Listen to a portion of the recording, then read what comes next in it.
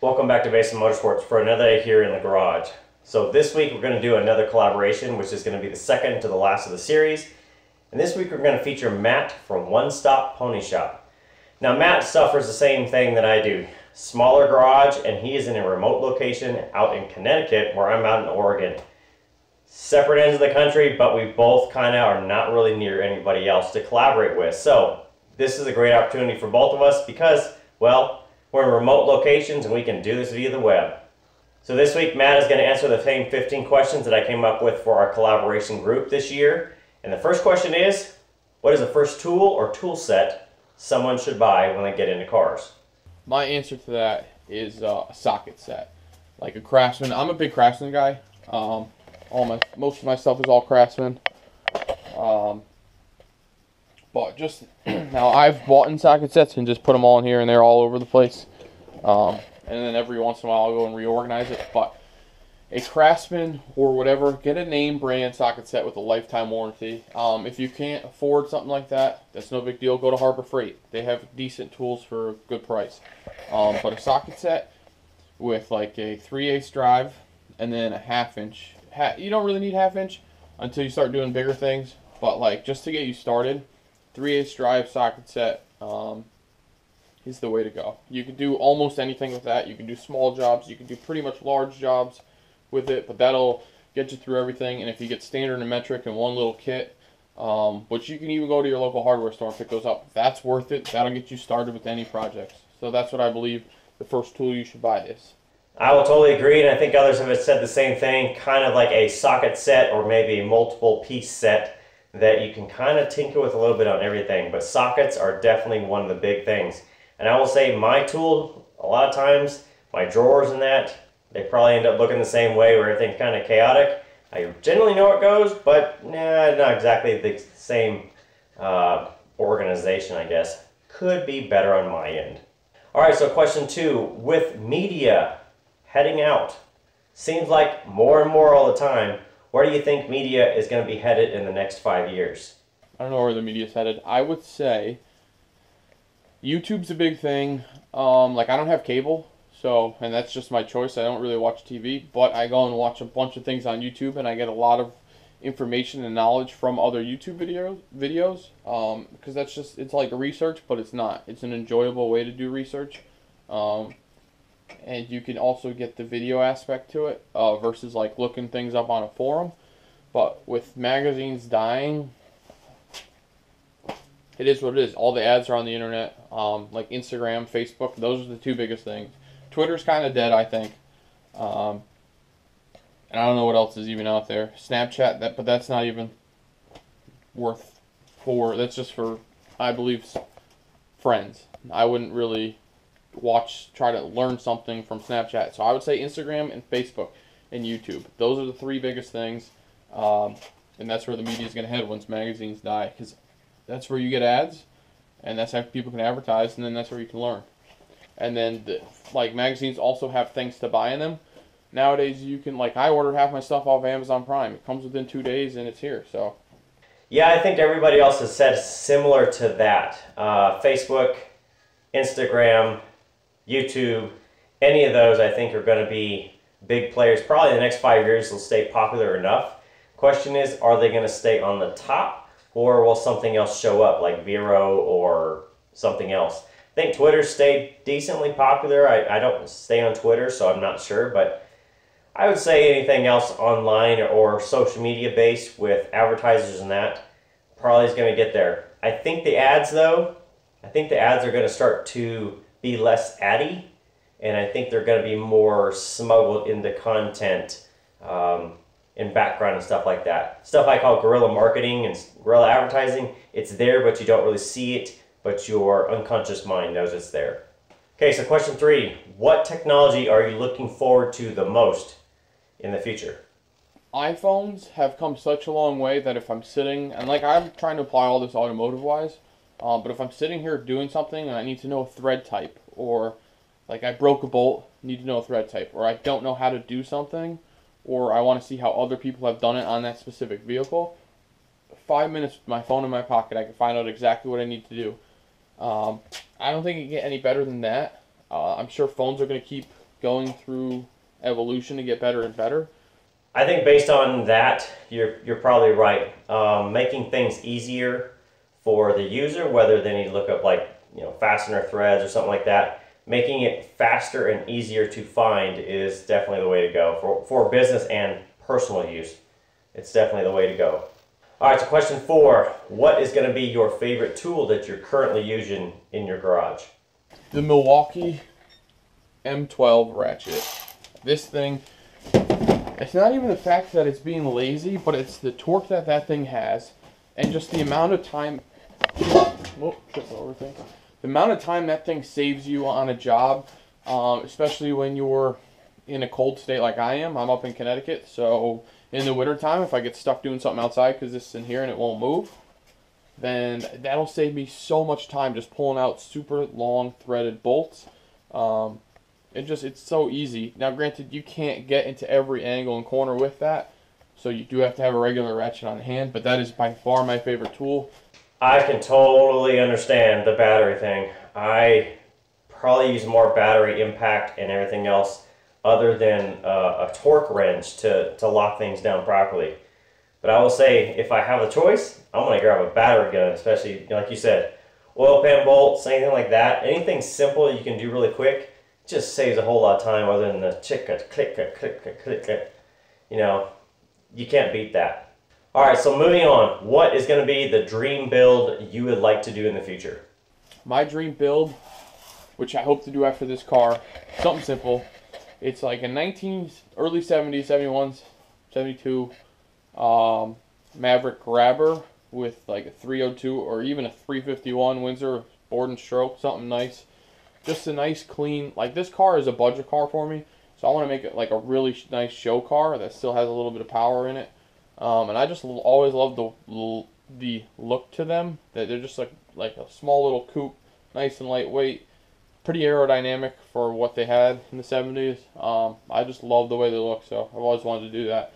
So I can totally see that. I actually had a high school friend that had a Maverick, and it was a fun little car. It had a small block Ford in it, carbureted obviously. It really wasn't into fuel injection that much back then, but it was a fun little car that we had a lot of fun with in high school. So I can totally see that, and you're right. They're kind of hard to find anymore. Nobody really gives them a lot of credit. So I think finding a non-rusted out one is probably going to be hard to find, and you may have to just be prepared to cut a little bit of rust out here and there as you need to. So what's going to be your next tool purchase? I need a tap and die set. I don't have one, and sometimes I'll just bring one home from work if I know I need it, but on the spot, if I strip something or whatever, which happens, guys, it happens a lot, I needed to get a tap and die set. That'll save me a lot in the long run. I definitely had to go get myself another tap and die set. When I got into the V6 here that's right in front of me, you know, I think I had a few of them, but I didn't have like enough to really get a good job done of getting all these holes cleaned out, especially when I had to retap the front one, put a helicoil in and all that stuff. Man, what a booger that was.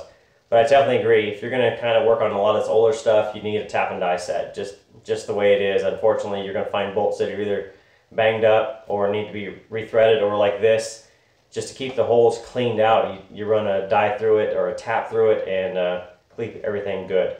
So if you could sit down with one automotive celebrity, have a cup of coffee or a drink or whatever it's going to be, who would that be? Who would you want to sit down with for maybe an hour and just talk? I think Jay Leno would be a good person to get coffee with. Just his humor and then his knowledge and his appreciation for cars, I think it'd be a great time.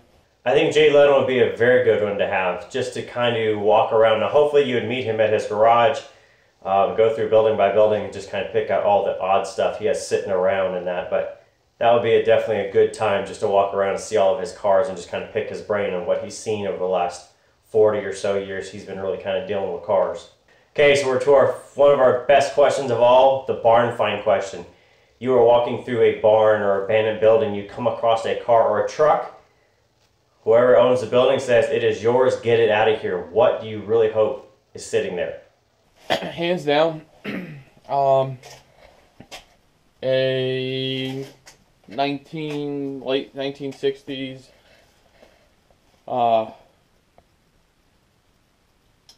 Shelby Mustang. Those are pure history, and they're worth. I don't even care that it's worth money. It's just they're such a cool car. Like my brother, he's got a '67 Mustang coupe, and I'm not a big fan of the coupes. I do like the Foxbody coupes a lot, but the '60s Mustangs, the fastbacks, I mean, those are just unbelievable cars. Like the '68, that is a hell of a car. Or even the early '70s Mach 1s. Yeah, that'd be cool to find. Like just covered in dust with minimal rust, and the interiors hasn't been chewed up or anything by mice or whatnot. That'd be a cool barn find. So you totally had me at the Shelby. I think those are right. They are getting up there in price range and all that, but just to own one for the history or the historical piece of it, I think has done wonders for the car scene. Now again, kind of drives everything out, but I think that would be a great one. The 32 split window coupe that you talked about, not my style. That's okay though. They are fantastic cars too.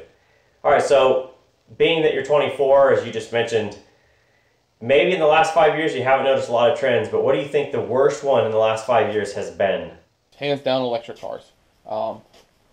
Especially the newest Mustang Mach-E that's coming out. That's horrible. As well, on top of that, Ford's only making, I think they, excuse me, are no longer making cars. They're going to start making just SUVs and trucks, which I could see because that's what the consumer wants. But it's sad. It's sad to see it go. It's also sad to see cars go to electric because nothing beats a naturally aspirated car. Yeah, I'll say that Mustang Mach-E, I think, has thrown just the name that includes Mustang in it.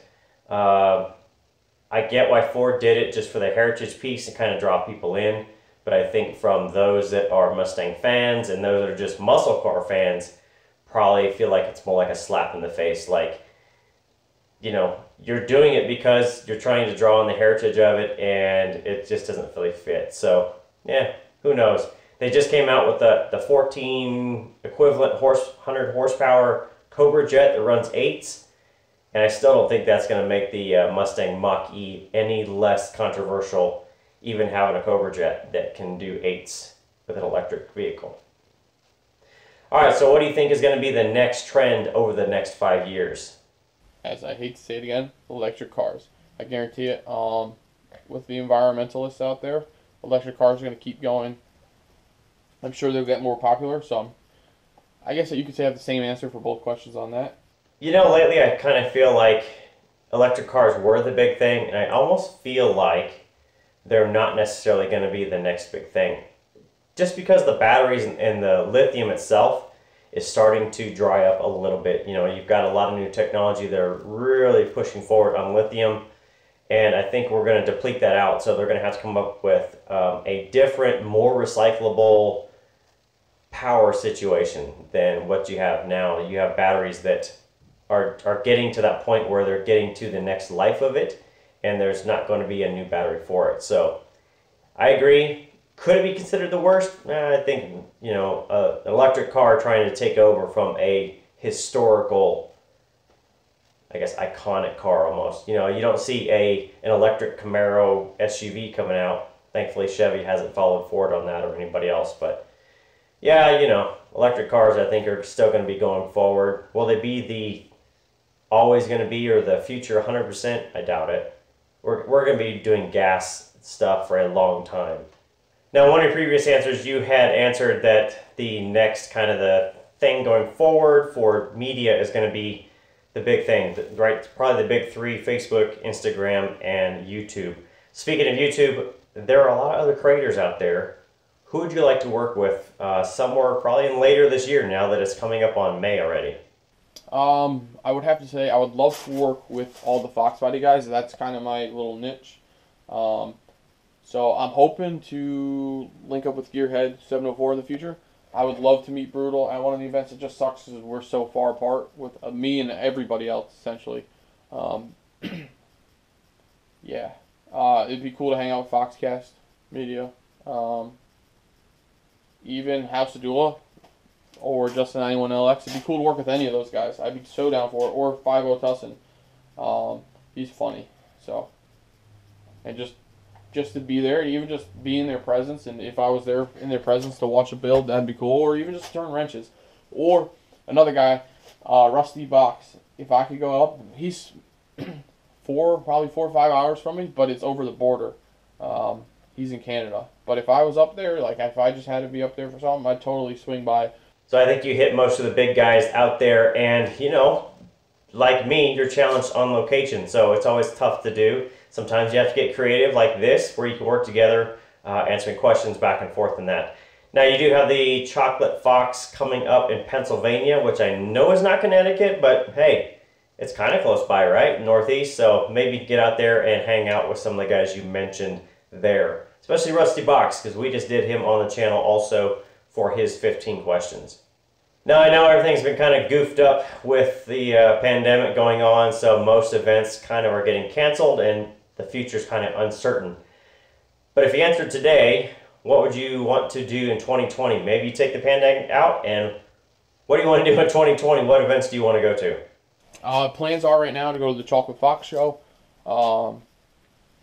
And then, as you guys, any of my subscribers know, I started a Foxbody club. There's about 275-ish of us on our Facebook page now.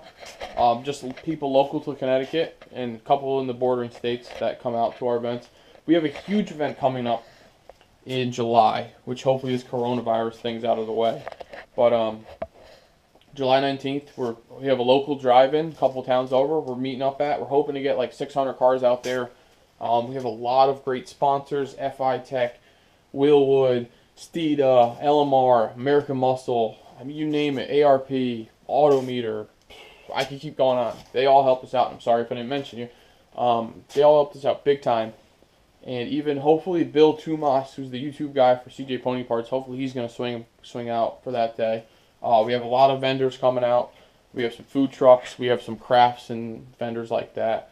So it should be a great time. Well, hopefully the COVID thing gets kind of settled down and they start opening things back up and you guys get to have your show in July. Still a couple months out, so you never know, but hey, we'll keep our fingers crossed, and good luck on the show if it does happen. If it doesn't, well, postpone it, maybe push it to next year. Who knows? Who knows? All right, last question. Here it is, the big one. What is your favorite car or truck of all time? That's hard. I don't think I really have a favorite out of everything. Makes and models, I couldn't really pick one. There's nothing that's... I just appreciate every car for what it's worth, and I think a lot of people need to do that. I'm not a big fan of Japanese cars, but I know them, and I know a little bit about them for the most part. And like if I see a Supra out there, you know, I know the rarity of them or whatever it may be, and I appreciate that. And I even appreciate people that spend their time and hours and money and put things like my car, like the hard work and the hours I spent on this. Like that's what I appreciate. I don't care to go check out someone's car they brought brand new off the lot. That I have no interest in it. But the people that spend the hard work, the late nights, you know, that are in the garage by themselves or with a couple of buddies putting something together, that's what means the most to me, and that's what I like to see. All right, so that's it. Those are the questions that we have asked. So thanks for Matt to come over from One Stop Pony Shop here in my humble garage across the country. Thanks for taking your time to answer your questions out of your day. And that is the last of the series. Now, we have one more video in this series, the collaboration, and it's going to be a little different. Normally, I am the one asking the questions. Everybody else is answering them. The next one will be my answers to these 15 questions. And the difference is the former collaborators will be the ones answering questions. So that's it, guys. Thanks for stopping by for today. We'll see you next time.